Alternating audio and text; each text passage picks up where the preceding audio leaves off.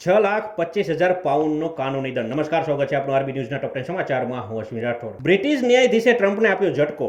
Russia dossier કેસમાં હાર બાદ 6,25,000 પાઉન્ડનો કાનૂની દંડ ફટકાર્યો. જિનપિંગે ટ્રમ્પને મારી મોટી લપડાક. ચીને અમેરિકાની તમામ ચીજો પર લગાડ્યો 34% ટેરિફ. ટ્રમ્પના નવા ટેરિફ પર કેનેડાનો વળતો પ્રહાર. અમેરિકાની ગાડીઓ પર લગાવ્યો 25% ટેક્સ. ભારત થાઈલેન્ડ કરાર. વેપાર, સલામતી અને સાંસ્કૃતિક ક્ષેત્રમાં આદાન પ્રદાન થશે. ગાઝા પર ઇઝરાયેલે કરેલા ભીષણ હુમલામાં 55 પેલેસ્ટિનિયનના મોત. પાકિસ્તાનના મોહસિન નકવી એશિયન ક્રિકેટ કાઉન્સિલના અધ્યક્ષ બન્યા. શ્રીલંકાના સમી સિલ્વાનું સ્થાન લેશે. આ વર્ષે સપ્ટેમ્બરમાં એશિયા કપ યોજાશે.